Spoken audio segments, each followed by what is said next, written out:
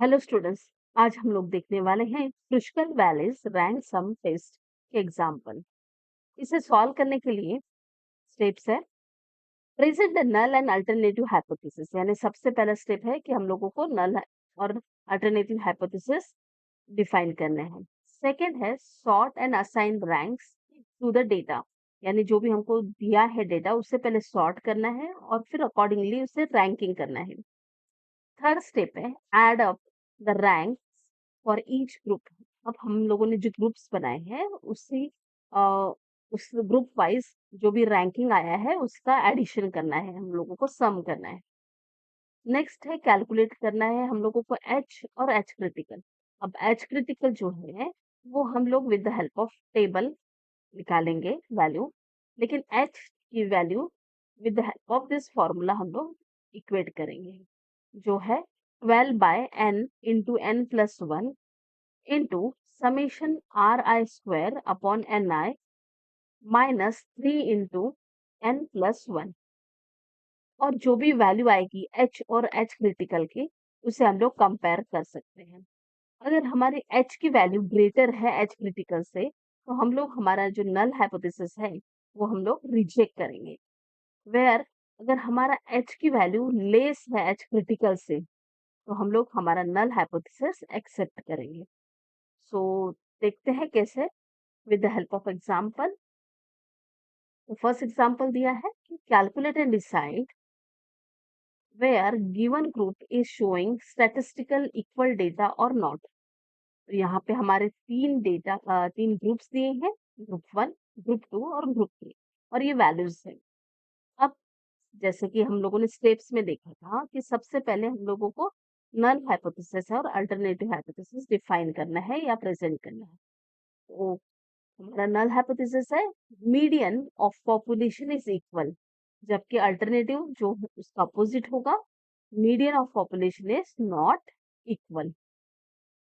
Second step, अब हम लोगों का डेटा था उसे हम लोगों ने सॉर्ट करना है। तो जो फर्स्ट टेबल आपको विजिबल है वो हम लोगों ने क्या किया है, ग्रुप वन को पहले सॉर्टिंग किया है हमारे ऑर्डर में। जैसे कि यहाँ पे आप लोग देख सकते हैं कि फर्स्ट जो डेटा आप लोगों को फर्स्ट लाइन दिख रही है, कॉलम दिख रहा है ये वाला, दैट इज 27 टू 4। तो यहाँ पे सबसे पहले 2 आएगा, फिर बाद में 4 आएगा, फिर उसके बाद 7 आएगा, फिर 9 आएगा, फिर 18 आएगा और फिर 27 आएगा।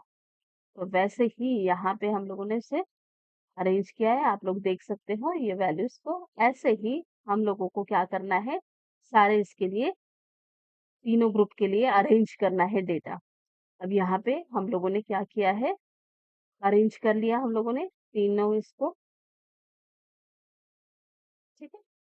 अब ये जो अरेंज किया है इससे ही हम लोगों को अभी रैंकिंग करना है। तो आप लोग देख सकते हैं कि यहाँ पे 2 जो है सबसे इस पूरे डेटा में से सबसे वैल्यू कम है, तो उसे हम लोग क्या करेंगे, रैंकिंग देंगे 1। उसके बाद है 3, तो उसे रैंकिंग 2 दे देंगे। उसके बाद है 4, उसे थर्ड रैंकिंग आ जाएगा। उसके बाद है 6, जिसे हम लोग 4 रैंकिंग देंगे। उसके बाद 7 है, उसे हम लोग 5 रैंकिंग देंगे। उसके बाद 8, उसे हम लोग 6 रैंकिंग देंगे। उसके बाद 9, उसे 7 रैंक आ जाएगा। फिर उसके बाद है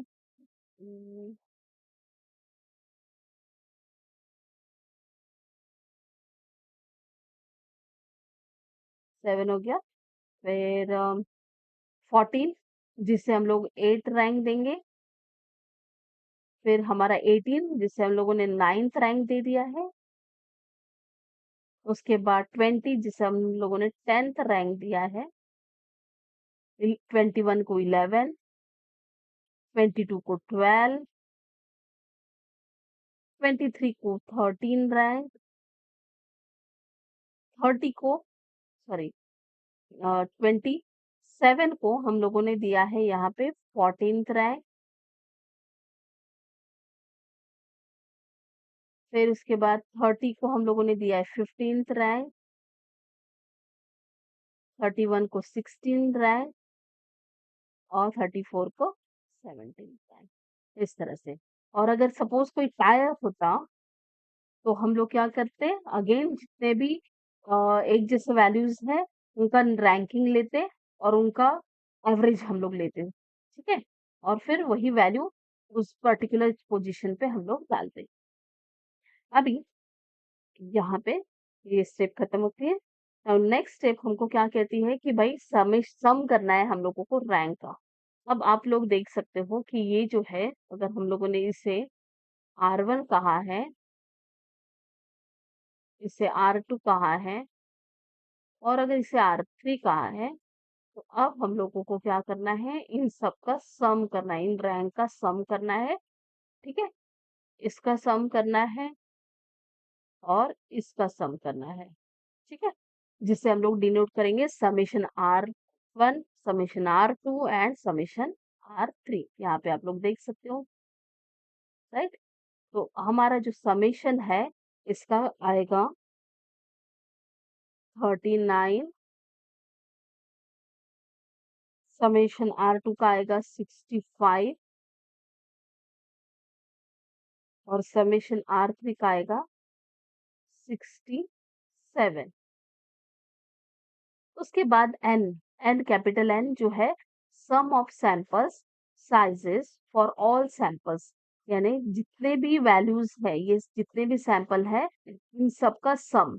तो एक इसमें रो में एक कॉलम में हमारे 6 वैल्यूज है, ऐसे 3 ग्रुप्स है, तो हमारे कितने टोटल वैल्यूज हो गए, हमारे टोटल वैल्यूज हो गए हैं 18। तो हमारे कैपिटल एन की वैल्यू हो गई है 18। Okay, sum of sample sizes for all samples. उसके बाद स्मॉल एन, ये क्या बताएगा, नंबर ऑफ सैंपल्स। हमारे पास कितने सैंपल्स हैं आप लोग देख सकते हो, एक R1 है, एक R2 है और एक R3 है, यानी कितने सैंपल्स हो गए हैं हमारे पास, 3 सैंपल्स हो गए हैं। तो यहाँ पे हम लोगों ने 3 सैंपल्स लेने। फिर अल्फा, अल्फा आप लोगों को दिया नहीं, अगर आपके क्वेश्चन में दिया है तो आप लोग वही लेंगे, that is level of significance. लेकिन अगर नहीं दिया है तो हम लोग यूजुअली 0.05 लेते हैं, तो यहाँ पे हम लोगों ने 0.05 लिया है। उसके बाद है एन आई। अब ये एन आई क्या बता रहा है, साइज ऑफ आयत सैंपल, यानी यहाँ पे जैसे कि अब ग्रुप 1 में, तो ये कितने सैंपल, कितने R1 कितने इसका सैंपल है, 6 इसका, तो हमारा एनआई की वैल्यू 6 होगी। R2 भी 6 इसका सैंपल है और R3 भी 6 इसका सैंपल है, राइट। तो यहाँ पे हमारा जो एनआई है वो, सॉरी, हाँ, एनआई की वैल्यू जो है वो क्या आएगी हमारी, 6 आएगी। अब हम लोगों को इसी वैल्यूज को हमारे फॉर्मूला में डालना है। एच की वैल्यू क्या है, 12 by n into n+1 into summation RI² upon NI -3 into n+1।